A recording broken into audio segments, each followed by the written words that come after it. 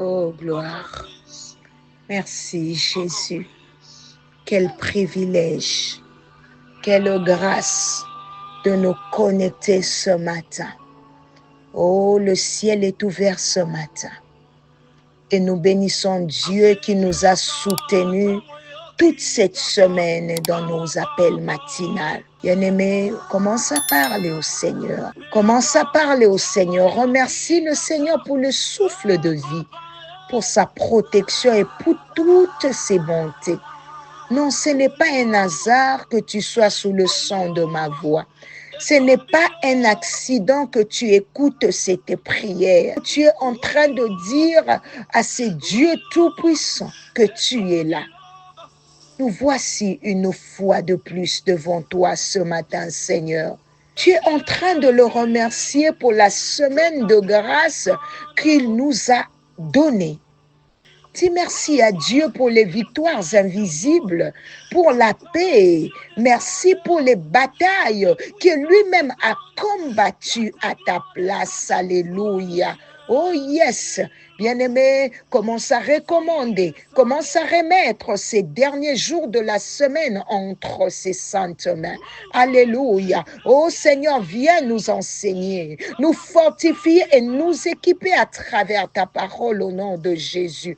J'entends une voix crier à l'Éternel ce matin pour dire, Seigneur, me voici, fais de moi ce que tu veux. Oh Seigneur, accompagne ton peuple, Yahweh Papa. Accompagne-nous de ton bonheur et de ta grâce en ce jour et nos vies au nom de Jésus. Bien-aimé, tu es en train de demander à Dieu de te revêtir. Oh, de te revêtir de ces vêtements royaux spirituels après chaque combat au nom de Jésus. Oh, Rocaché, l'Ekestérémose. Alléluia. Oh, Seigneur, rends-nous favorables devant les autorités, devant, Seigneur, mon Dieu, nos supérieurs et devant toute personne que nous rencontrerons au nom de Jésus. Seigneur, telle est ma prière en ce jour. Alléluia. Que tous les plans cachés de mes ennemis se retournent contre eux-mêmes au nom de Jésus. Seigneur, fortifie la foi de ton peuple pour tenir ferme dans la prière et dans la sanctification. Au nom de Jésus, nous avons ainsi prié et demandé. Alléluia. Nous sommes dans le chapitre 5 aujourd'hui. Allez, nous bénissons le Saint-Esprit qui nous fait avancer. Chapitre 5, premier verset. Le troisième jour, le texte nous dit, le troisième jour, Esther mit ses vêtements royaux et se présenta dans la cour intérieure du palais du roi. Bien-aimé, j'aimerais que tu puisses souligner dans ta Bible le troisième jour.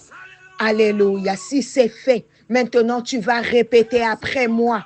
Le troisième jour, dis-le encore plus fort, dis le troisième jour. Cela veut dire qu'il y a eu un premier jour, un deuxième jour et enfin un troisième jour. Parfois dans nos prières, le premier jour, nous ne voyons rien. Le deuxième jour non plus. Mais le troisième jour, quelque chose commence à bouger. Dans la Bible, chaque fois que le peuple de Dieu cherche sa face 3 jours, il y a une visitation spéciale. Oh, bien-aimé, la persévérance dans la prière est la clé pour voir le changement. Donne-moi un amen. C'est pour cela que je suis venu dire à quelqu'un, ne te décourage pas si tu n'as rien vu le premier jour. Continue, car le troisième jour approche. Alléluia. Alors, Esther mit ses vêtements royaux après le jeûne et la prière. Dieu te revêt d'une nouvelle dimension spirituelle. Tu ne seras plus la même personne au nom de Jésus. Elle se présenta dans la cour intérieure. Oh, bien-aimé, après le combat spirituel, Dieu te donne l'audace de paraître là où normalement tu n'avais pas accès au nom de Jésus. Le verset 2 dit, le roi vit Esther, j'aime souligner, lorsque le roi vit la reine, alléluia, oh, quand tu t'élèves dans la prière, Dieu s'arrange pour que ceux qui doivent te voir, te voient. Tu ne seras pas ignoré au nom de Jésus. La Bible dit, elle trouva grâce à ses yeux. La grâce ouvre des portes que l'effort humain ne peut pas ouvrir. Le roi tendit à Esther le sceptre d'or, symbole de faveur et d'acceptation. Quand Dieu étend son sceptre sur ta vie, aucune accusation ne peut te détruire. Écoute le verset 4. Esther invita le roi et Aman au banquet. Oh my God, la sagesse spirituelle.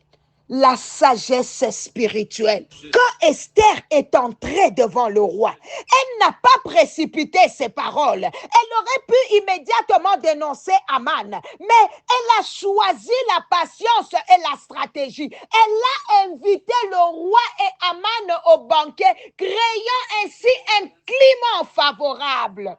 Oh, certaines sœurs perdent beaucoup à cause du manque de stratégie dans leurs paroles et attitudes à la maison. Tu veux gagner le cœur de ton mari? Apprends d'Esther. Apprends d'Esther. Ce n'est pas par cri, par reproche constant, alléluia, ni par colère que l'on bâtit une maison, mais par douceur, prière et discernement. Quand tu vois une faiblesse dans ton mari, prie avant de parler. Quand il y a un conflit, choisis bien les moments et les mots. Parfois, il faut savoir attendre le banquet, le moment favorable que Dieu prépare pour dire ce qui est dans ton cœur. La sagesse attire la faveur, mais la précipitation détruit les relations. Oh, je prie ce matin comme Esther. Prépare tes victoires dans la présence de Dieu. Puis marche avec stratégie et sagesse au nom de Jésus. Et donc, Aman sortit joyeux et honoré. Mais quand il vit Mardochée qui ne s'inclinait pas, il fut rempli de fureur. L'orgueil est fragile, hein? Même dans sa gloire. Un petit détail suffit pour troubler celui qui est dominé par l'orgueil. Vous savez, il y a des personnes qui perdent totalement le contrôle à cause d'une petite contrariété. Elles s'énervent facilement, brisent des relations ou même compromettent leur avenir parce qu'elles ne savent pas gérer leurs émotions. Moïse a frappé le rocher par colère et cela lui a coûté l'entrée en Canaan. Aman, aveuglé par la fureur, a préparé sa propre chute. Alléluia. Oh, ne laisse pas la colère dicter tes décisions. Demande au Saint-Esprit de te donner la maîtrise de soi. Un cœur apaisé vaut mieux qu'une grande victoire charnelle. Chandarabai. Et donc, Aman raconta à sa femme et à ses amis ses richesses, ses honneurs, le nombre de ses fils. Mais tout cela ne le consolait pas tant que Mardochée restait debout. L'envie et la haine volent la paix intérieure. Quand tu refuses de pardonner, même tes bénédictions ne t'apporteront aucune joie. Oh my God! Écoute maintenant, sa femme et ses enfants lui conseillèrent de dresser une potence pour Mardochée et cela plut à Aman. Oh, le diable avait déjà ouvert la porte de la méchanceté en lui. Son cœur était ouvert pour faire du mal à cause de la méchanceté. Mauvais entourage, mauvais conseil. Entoure-toi de bonnes personnes qui t'emmènent vers Dieu et non vers la destruction. Bien-aimé, qui fait partie de ton entourage? Est-ce des personnes qui t'aident à marcher dans la vérité, la paix et la patience? Ou des personnes qui alimentent ta colère, ton orgueil, ta rancune? Un mauvais entourage peut pousser une personne brillante à la ruine. Regarde Roboam, fils de Salomon. Il a écouté ses jeunes amis plutôt que les anciens. Et le royaume s'est divisé. Qu'as-tu choisi comme confident, confidente? Les gens que tu écoutes, te rapprochent-ils de Dieu ou t'éloignent-ils de lui? Quand tu es en crise, vers qui cours-tu d'abord? Aux amis ou au trône de Dieu? Alléluia. Mais tu sais, derrière ces plans, Dieu travaillait déjà dans le secret. Le jeûne et la prière de Juifs avaient déjà préparé la chute de leurs ennemis. Oh, alléluia. Même si tu ne sais pas ce que tes ennemis complotent, fais confiance à Dieu. Fais confiance à Dieu. Ils retournent leurs plans contre eux-mêmes. L'ennemi creuse sa propre tombe au nom de Jésus. Oh, tout piège creusé contre toi se retourne contre tes ennemis au nom de Jésus. Tout plan de destruction préparé contre ta maison sera annulé par le feu de Dieu au nom de Jésus. Ceux qui veulent ta perte tomberont eux-mêmes dans leur propre piège. Oh, tu marcheras dans la faveur, la grâce et la bénédiction de Dieu tout le jour de ta vie. Alors reçois cela au nom de Jésus. Oh, comme Esther, marche avec sagesse et stratégie. Comme Mardoché, garde ton intégrité, même si cela irrite les autres. Ne sois pas comme Aman. Ne sois pas comme Aman, esclave de la colère et de l'orgueil. Et surtout, veille à ton entourage, car ce que tu écoutes façonne ton avenir. Mets ta main droite sur ton cœur, je vais bénir ton week-end. Seigneur, je te confie ce frère, je te confie cette sœur. Yahweh Papa, je prie que tu bénisses son week-end. Protège sa famille, sa maison. Donne à ton peuple le repos. Seigneur, le vrai repos.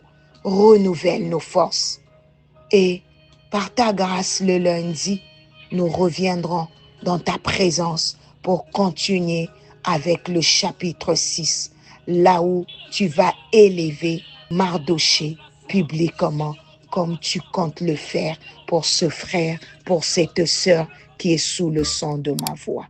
Que mon Dieu vous bénisse. C'était bien l'humble servant de l'Éternel, maman Nathalie Lokola. À lundi par la grâce de Dieu. Bye bye.